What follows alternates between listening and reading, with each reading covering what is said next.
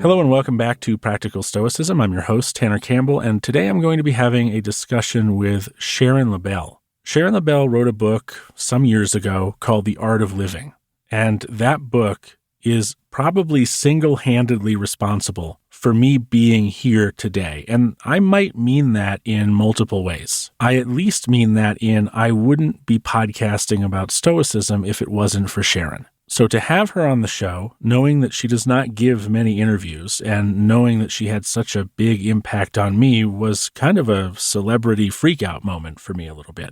The discourses from Epictetus and the Enchiridion by Epictetus and the Meditations by Marcus Aurelius and Letters to a Stoic or Letters from a Stoic, Seneca's Letters, those books were very difficult for me when I was younger, let's say 2014, 2015, which is really when I started to have my interest in Stoicism because I saw it as being so practical. Those books that I just mentioned were harder for me to get into because I was an atheist at the time. I'm still an atheist, but I was part of the atheist activism community at the time. And so I had a very acerbic relationship with anything that talked about God because I viewed religion, and in particular, though I wouldn't have made the distinction at the time, modern religion, I had such a bad view of it. And I allowed that view to get in the way of me being able to really appreciate some Stoic texts because, again, it was just very acerbic.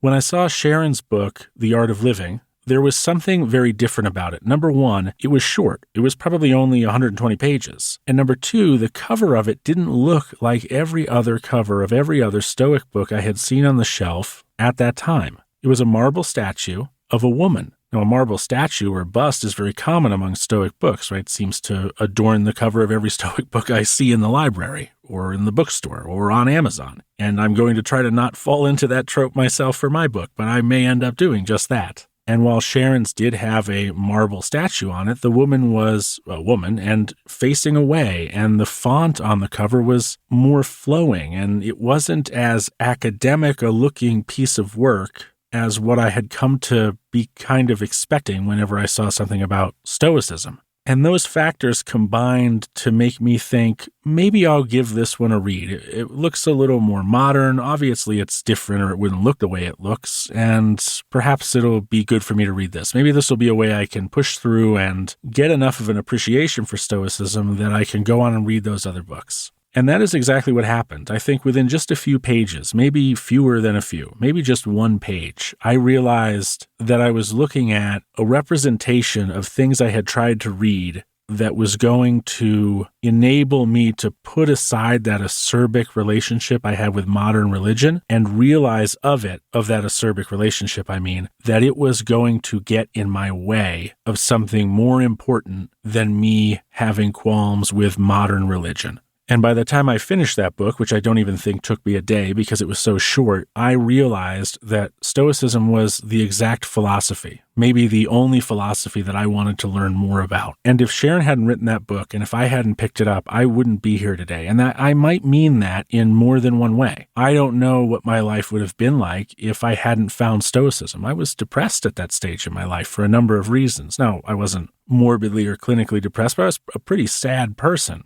And I didn't know where my life was going, and I didn't feel great, and who knows what that might have spun out of control into. But Sharon's book helped me put away my big qualms with modern religion enough to fully read the Meditations, to fully read Seneca's Letters, or a pretty significant selection of them, to read the Discourses, and to read the Enchiridion. And those books, in turn, in their own way, changed my life. So Sharon Lebell had an immense impact on my relationship with Stoicism, and to interview her, rather to have a discussion with her, I should say more properly, was like, I don't know, a child meeting Mickey Mouse in some ways. It was really exciting that she said yes. She doesn't give many interviews, and here she was willing to give an interview to me. Again, I should be saying conversation. This was not an interview. And rather than continue to ramble on about how great I think Sharon is and what a great impact she has had on my life, I will instead jump right into this conversation and say I hope you enjoy it. So here it is, my conversation with Sharon Lebell. Sharon Lebell, I really appreciate you being here. You are, and I'm sure I'll just gush over this more than once, you are probably single-handedly responsible for getting me really seriously interested in Stoicism because of your book, The Art of Living, which was a modern interpretation of Epictetus's work. And it's very cool that you're on this show talking to me. I would have never thought I would get the chance. So thank you for being here. Thank you for making me so welcome. It's a pleasure and a privilege for me to be here. Let's start with who you are, where you're from, where you were born. You know, what was little baby Sharon like? Where'd you come from? Well, I originally hail from Los Angeles, from the suburbs, actually, but from an interesting slice of the suburbs. I don't know if you or your listeners have heard of Eichler homes, but they are mid-century modern style homes that were built in the late 1950s and the early 1960s by a developer named Joseph Eichler. What's important about the homes he built is that he wanted his developments to be racially and religiously integrated at a time when redlining was still practiced. And so, although I grew up surrounded by a lot of white middle-class people in the periphery of my experience, my neighborhood was, I was the only white person, and everyone was from everywhere. Across the street was a family from India. There were many, many Japanese families. So all to say, from the start, I feel very lucky to have experienced being with a lot of different kinds of people as being normative. So that made a big impact, I think. Did that, I imagine it would, make you a very unique child in exposure to we're a philosophy show, so certainly would have exposed you to very different religions and thereby different philosophies as well, yes? Yes. Our neighbor across the street, a man named Narayan Champawat, who ended up being a lifelong friend and sadly passed away recently. He was from India, and he introduced me. He was a philosophy professor, actually, at the local college, and he introduced me to philosophy really quite by accident. I was just playing with his kids, and I happened to wander into his library, which was, their house had basically books were the furniture in this house. And I was dumbstruck, and I said, "Mr. Champawat, what do you do for a living?" And he says, "I teach philosophy." And I said, "Well, what's that?" And he says, "Well, I'm of course paraphrasing. You're backfilling some of the memory. Sure. Yes, that's right. But basically he said, "Oh, I remember." He used the word wonder. And even though in my little grade 6 or grade 7 head, I didn't really know what that meant, I put a bookmark there and I thought, wonder. And I really think that moment, that incidental meeting, was the beginning of what became in my teen years and my 20s. I think it's fair to call it an obsession with philosophy, with reading philosophy. I loved that it was a discipline focused on questions Instead of telling people what to do, asking questions and trying to figure it out. Yes. I have a similar experience, although it was with my grandfather. He was a judge, a district court judge in Connecticut. And he had, one room in his house was all his legal books and his big mahogany desk. And it was like a very official, grown-up feeling room. And I remember that room and the den adjacent to it was just shelves and shelves of books. And there's something, I don't know if all my listeners will identify with this. I imagine many of them will have a similar experience. The first time you walk into a place that's filled with books, there's a smell, there's a feeling, there's like, oh, I'm somewhere different. I don't know how to explain it, but I imagine that's something like what you felt. Oh, I mean, I can't say it better than you. There's something about a room full of books that tacitly says through our senses, life has gravity. Life matters. We're not just goofing around here. That's what I take away. I think, yeah, and I think I take that away as well. I remember watching you, or at the time, I guess, listening to you after the fact. Maybe it was a YouTube or a podcast, I can't remember, but you gave a talk at one of the Stoicons. I want to say it was 2017. It was the first time I had heard you, and I can't remember if I was drawn to Stoicon because of your book, or that Stoicon put me on to you, and I read it, saw the Stoicon first and then read the book, or if it was vice versa. But I remember you remarking that at the outset of your life, you were interested mostly in Eastern philosophy, and that changed at some point, and you were drawn to Western philosophy, and especially to Epictetus, which is, of course, what the book that I love so much is focused on. Can you talk a little bit about that switch, how you got to Eastern philosophy, and what maybe pulled you more west? Well, the fact that I was interested in Eastern philosophy, I think, just came from osmosis in a way that in the early 80s, late 70s and early 80s, when I was coming of age, Buddhism and Eastern philosophy were enjoying their moment. They were the it thing. And in fact, I remember when I was 18 years old, I was living in Santa Cruz, California, and I saw some notice on a bulletin board in a health food store that there was going to be a Buddhist university starting in Boulder, Colorado. And so I just got on a bus and I moved to Boulder, Colorado, where this rather well-known place, the Naropa Institute, continues to flourish. And anyway, I was I was interested in meditation. I was drawn to Eastern philosophy because I guess, like a lot of people, I was sort of disaffected by the thou shalt and the thou shalt nots of mainstream Judeo-Christian religion. I wasn't altogether alienated from religion, from organized religion, but I liked the idea of having a direct experience through then meditation. It's hard to put into words, but a kind of clear-sightedness, a kind of reprieve from seeing the world through my very limited judgmental mind. Just having just a sense of ease, knowing that the world is so much bigger than my puny peanut head. And I found that very liberating. And yet, I also, although I couldn't have ever put it into words then, and I'm not sure how facile I am doing it now, but I have always viewed life through a moral lens, primarily, not a moralistic lens, but I believe in, you'll hear people say, stop being so judgmental all the time. But I think if we abdicate judgment, I mean, that's like three sheets to the wind, I mean,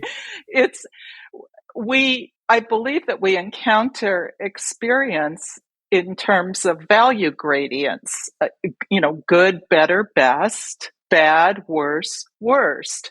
And that we need to make those distinctions in order to incline our thoughts and our words and our deeds in the direction of good, better, best versus bad, worse, worst. And so I think we're constantly making moral judgments along that gradient, and we're making aesthetic judgments, and we're making practical judgments. Which is a better tool to use to, fix your garbage disposal. There are better tools. So we need to embrace that. And I found that the themes of value and being aware of what is value and valuable and what isn't much more salient in Western philosophy. And so I happened on reading Epictetus. I can't even honestly say how or even when I first read his discourses, but I remember thinking, this this is good. This philosopher is not telling me so much what to believe, but to use my head, to use my powers of discrimination in order to know what my moral, aesthetic, practical, and dare I say spiritual values, what they are. Were you attracted to, because I make this comparison sometimes, and I hope I'm not wrong in doing it, but I say that Stoicism and Eastern religions, Buddhism in particular, maybe Zen Buddhism most in particular, they're very similar in a lot of regards, but the biggest regard in which they are not similar is that Buddhism is I don't find it to be full of very plain language. It's very metaphoric, it's very poetic, whereas I see Stoic literature, and Epictetus especially, to be very plain language. Were you attracted to the plain language of it all at all? Tanner, I have honestly never thought of that until this moment. You're bringing it up. But I can say unreservedly, yes, yes. And maybe that even comes, I'm just riffing now, but I wonder if that comes from being a North American. Just tell me what you're talking about. Yeah, right. Maybe even a little New England Protestant, which I can definitely identify with. Right. Get to the point, would you? Right. All this, the birds and how the sunset look, that's all pretty. And your point is?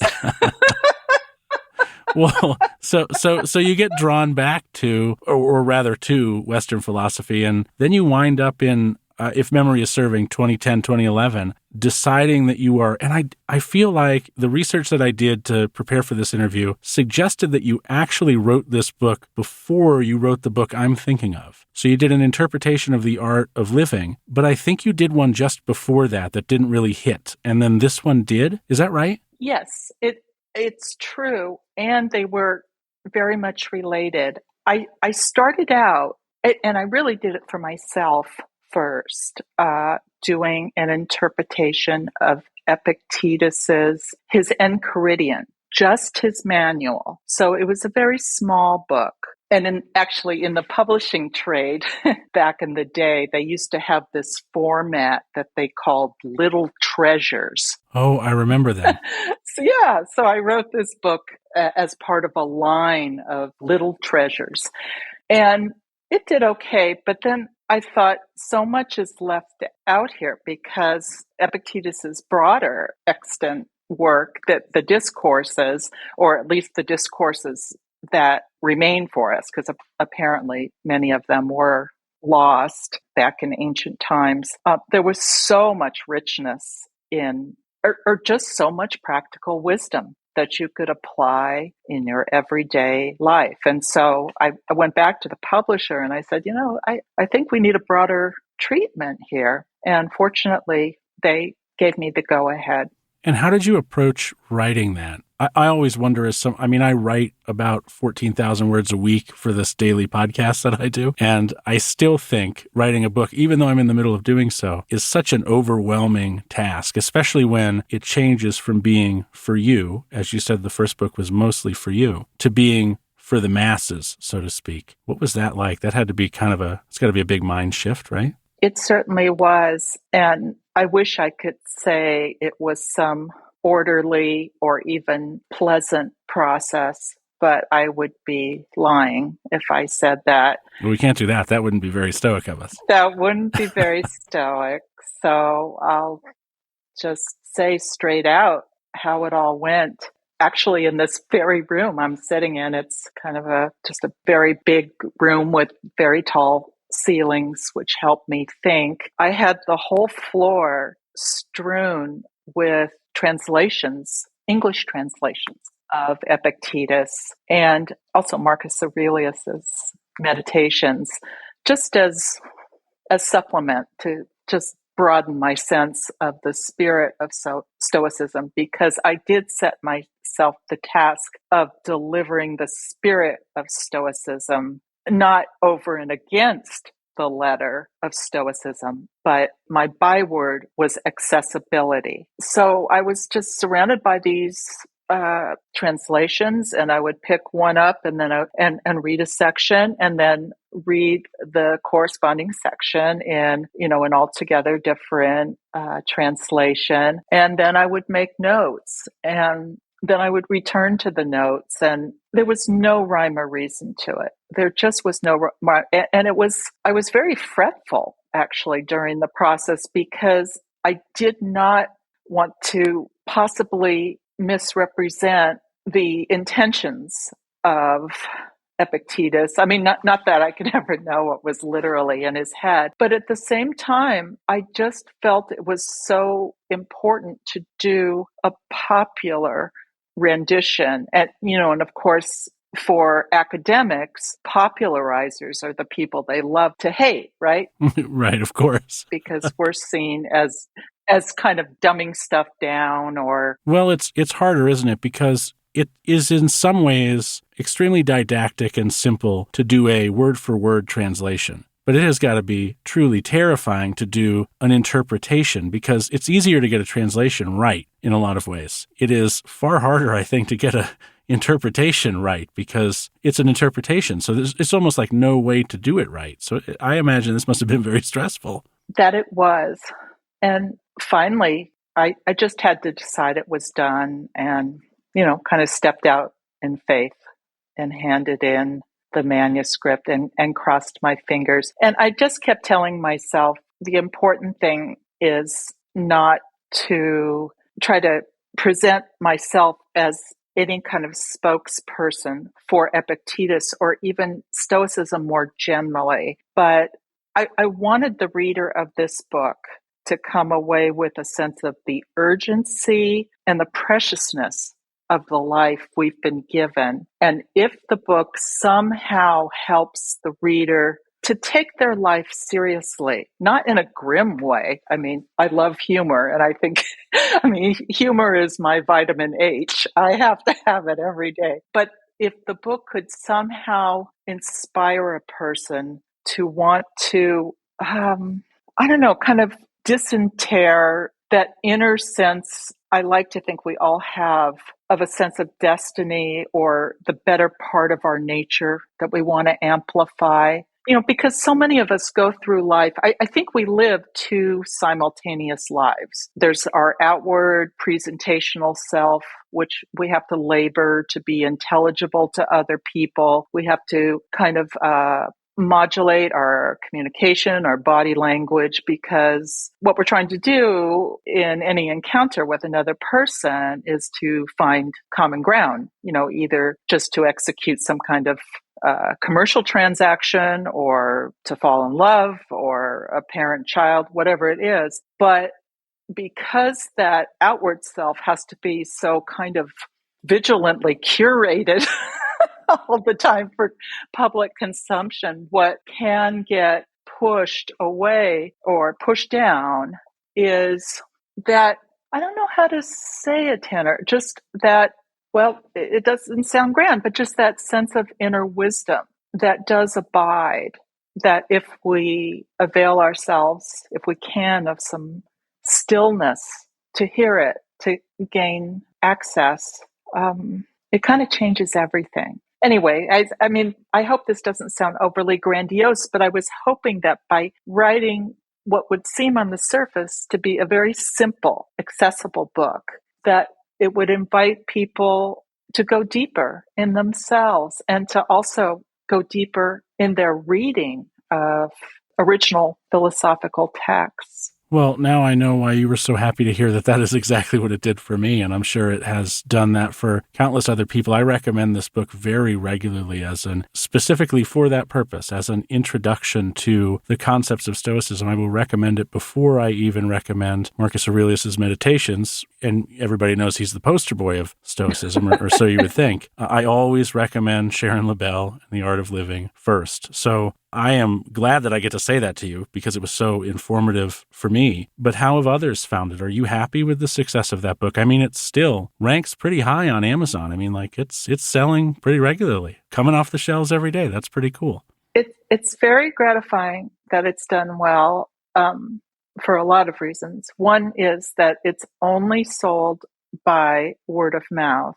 The publisher never, I don't mean to sound ungrateful or cranky about it, but just as a fact, the publisher never did much to publicize it. I never went on a speaking tour or anything like that. And frankly, I'm perfectly happy about that because I like to be by myself.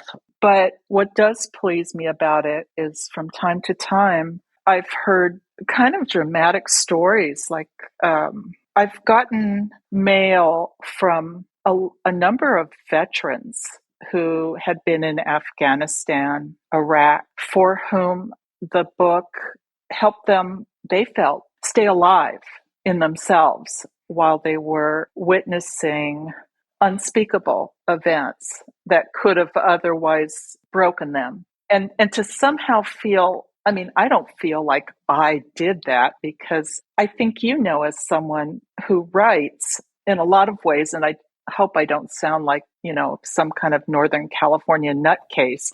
But when you write something, it kind of writes you, it kind of comes through you. You feel like, or at least speaking for myself, I feel more like a conduit or a vessel. And so I do take great satisfaction knowing that this book, but even a book, can be a major pivotal factor in someone's life and in augmenting or even saving their well-being. I can see how, and by the way, I just purchased another copy of this book not a month ago for my girlfriend who is struggling with generalized anxiety, and she does therapy and stuff like that for it. But she came away from your book feeling, she said, this book, and I don't want to make you cry. I don't know if you're prone to that, but she came away from this book saying, I think that this book has done more for me than the therapy I've been in for the last 6 months. And so I think that exactly what you aim to do with this book, although I don't expect my significant other, Brittany, will go on to read more about Stoicism in particular, I think that even for people whom it does not do that, it does something pretty meaningful, like the example that you gave with soldiers in Iraq and Afghanistan. That's just beautiful. Please give my best to Brittany. That's just a wonderful thing. And I know in her own life, by what she does and who she does and how she does herself, for lack of a better way to say it, other people will be thereby changed. I'm not saying because of my book, but because we give what we have, right? We do the best we can, and we are our perfectly imperfect selves. We offer what we have, and sometimes, most of the time, we don't even see how our own deeds or words radiate out into the future and can make a big difference. I agree. Sharon, we're going to take a short break, and when we come back, we're going to talk a little bit more about Stoicism and about Epictetus, and those of you listening, stick with us for that. We're back with Sharon Lebell, author of The Art of Living, the latest interpretation, the one I love the most. In 2021, Sharon, you gave a talk at Stoicon, and you mentioned your love of the 4 cardinal virtues, but you referred to them as, and not in a pejorative way, but you said they were me virtues. They were virtues about me. And you thought that it would be helpful in Stoicism to come up with things that were technically encompassed by me virtues, but you called them we virtues. Can you talk a little bit about that idea of me versus we in Stoicism? The 4 cardinal virtues of Stoicism are wonderful. They're good, simple pillars around which to organize one's aspirations for oneself. However, as you mentioned, Tanner, I call them I virtues because I think of them as being ultimately self-referential. Courage, temperance, justice, wisdom, very important to magnify these. I like to think of them as natural endowments, but they have to be trained. They have to be governed. But in order, I guess what I think of, the reason why I think they're great but not sufficient is that you could imagine someone living an isolated life, some putative spiritual master living in a cave who's courageous and temperate and approaches the world with a sense of balance and clarity and justice and is oh so wise. But then what of it? because to me, the locus of life where we actually live is in relationship. We live in relationship to others. And so I believe we need to, and this will ruffle some feathers because I'm playing kind of fast and loose with some very revered old wisdom. But just because something's old doesn't mean it's complete. It can be heuristic. It can point to something wider. And I think we need to start thinking about how we express human goodness in relation to other people, namely compassion, altruism, social justice, being aware of the effects of our thoughts and our words and deeds on other people, both the people whom we immediately encounter in our lives. And just making reference to what we said a little bit earlier in the conversation, people very distant from us, geographically or even in time, where our actions, the choices we make, really do reverberate out to others. We can never know how much our decisions about how we not just live our lives, but how we meet this very moment, how that can end up mattering in a really, really, really big, uncalculated, and unforeseen way in the fullness of time. And for that reason, I always like to put a big emphasis on the importance of this very moment, because I think all of us, and especially in this jacked up world we're living in now with our phones and beep beep, and we're always kind of being conditioned to react to something or to respond to something external to ourselves. Oh, that's just my brother. He just needs to know what time I'll be arriving. And then you text back. Well, that takes us out of the moment. But the moment really is where, I don't know, I was going to say the word our power lies, but that sounds too... Well, it's where our ability to do anything lies. It's where our only influence is in this, and now it's gone, and here comes another one, and that's gone now. Right. Yeah, but this is where it matters. This is where it matters, because we all know that if we look back at anything important that ever happened just in our own lives, it all shifted in a moment, from just accidentally meeting that person or hearing that word or whatever it happened to be, the kind of precipitating instant that made us shift one iota of a degree, and then everything was different. So I urge people to not to get uptight, oh no, I didn't do something important in this moment. Oh my God, I'm wasting my life. Not like that, but to realize that that it's really easy to waste your life by ignoring the opportunity that any given moment affords you.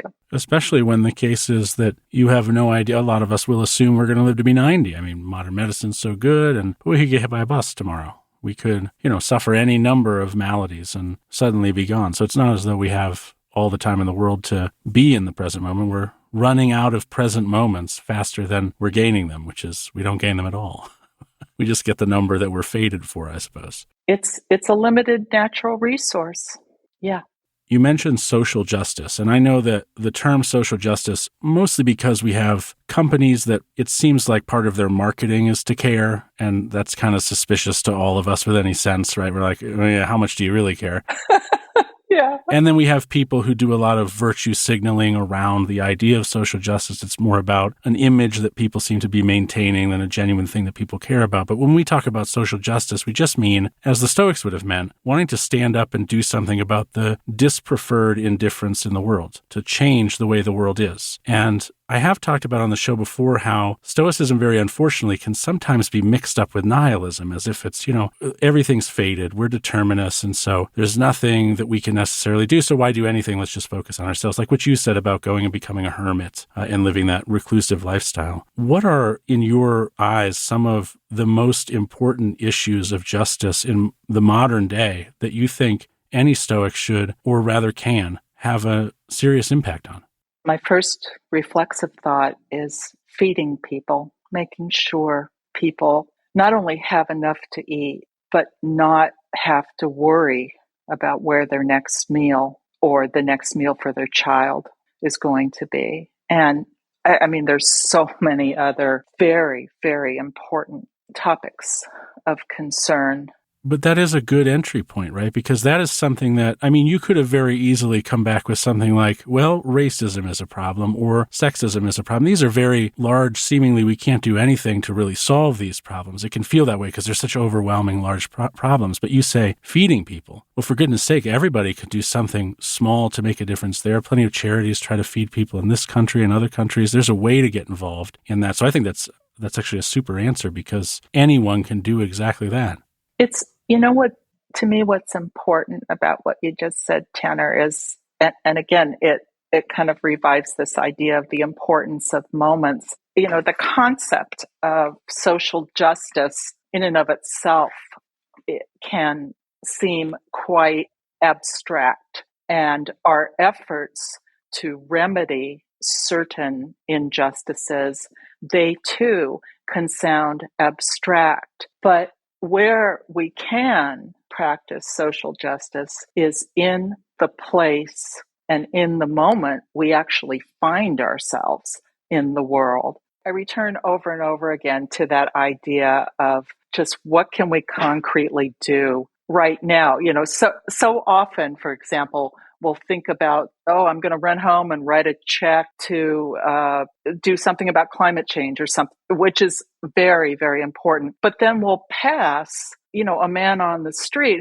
who woke up under a bridge, and maybe he's talking to, you know, his invisible friend or enemy, and we get a little scared about that and we don't engage. But there's an opportunity that we could take to do some good, you know, to be curious, to find out how we can be of use. Well, that's a central tenet of Stoicism, right? Is to be of use. We're meant to work together like the hands and feet and the eyelids and all that. It's one of my favorite meditations from Marcus. I cite it all the time. And I think it's unfortunate that so many, I won't say modern Stoics because between you and I, when we say modern Stoics, we're talking about a certain camp of people. But what I just mean is like people today who think they're being Stoic because they're not caring about something or they're repressing emotion. It's unfortunate that the more broader understanding of Stoicism, which is, I think, very largely, at least equally based in community service. I almost think that one of the pillars of Stoicism, I talk about the value pavilion and the roof is virtue and the pavilion and the columns are the virtues, but I always think there should be a fifth column, and that fifth column is an outright mention of community service to people. And I guess that is technically included in justice and bravery, and because for what other reason are you doing those things? You know, that's part of the whole game, but it's not, and I don't think we talk enough about it. I like your fifth pillar. I think it's important. I think it's really important.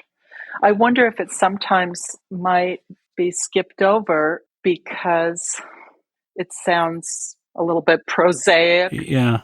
Hokey. Or, yeah, you know, rather than grand, you know. I mean, a lot of times I think people who seek to put philosophy into practice, there can be some grandiosity in that impulse. Right, like the only way to do something right is to do something big instead of doing something small, like the homeless person outside this coffee shop might ask you for money, and maybe you're uncomfortable doing that, but you could buy them a coffee. Or you could stop by the next day with a beanie or something to keep them warm in the colder months. Right. Not sexy, but actually in its own way elevates the whole universe, I like to think.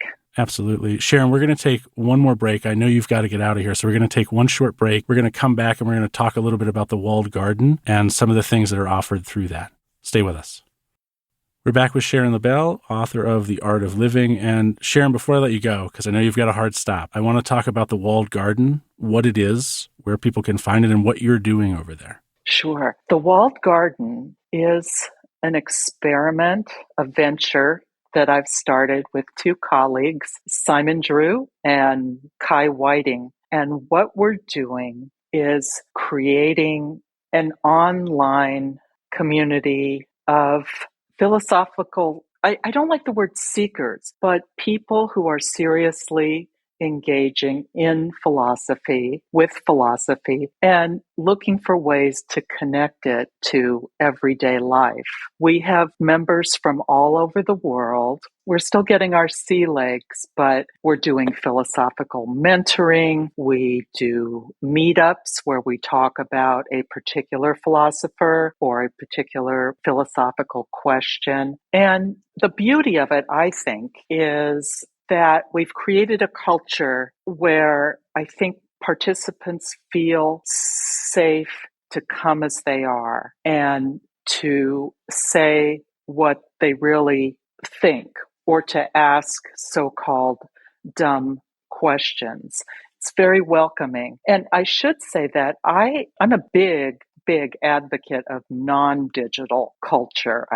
I believe in get out there and walk in the trees and read real books and so on. But I do think that the walled garden is a way that people who live in lots of different places can talk to one another and enrich each other's lives. So we're giving it a go. Well, how can someone, this is a membership, a recurring monthly kind of thing. How does someone find out more about this? Just come to thewalledgarden.com, and so many of our events are free, and people can just see if we're speaking their language. And then there's a more formal membership, I would suppose, if you wanted to? Yes, there's Patreon. Does one need to become a member in order to partake in mentorship? Because you mentioned mentorship programs. Right. You don't necessarily have to become a member. Oh, that's great. Okay, so we'll send people there, the Walled Garden. Sharon, this has been a joy. Before I let you go, is there anything you want people to know about? Any projects you're particularly passionate about? Anything you want to just put out there? At the risk of repeating myself, I'm just going to say, I can't stress this enough. The fundamental question I think life continuously puts to us is, what can I do with this moment? With this moment, you can shoot a gun or you can draw someone into an embrace. You can build and maintain or you can destroy. It's all on us. I just urge us all to dare to care about our own lives and about other people and to fully engage, however clumsily, with everything that comes our way, because this isn't a dress rehearsal. This is our lives. This counts. And our lives mean something. I think that is the perfect way to wrap up this episode, which I will absolutely be titling Dare to Care.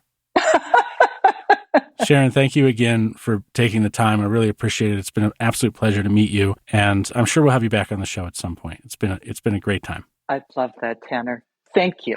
Thank you ever so much. Thank you for listening to this episode of Practical Stoicism. I appreciate you being here. If you haven't yet subscribed to this show, hit subscribe or follow or whatever the button says in the app you're listening so that you get new episodes the minute they come out. Also, if you've not reviewed the show, I would appreciate you doing so. You can review it on Apple Podcasts, Spotify Podcasts, or at podchaser.com. Thank you again for listening today, and until next time, take care.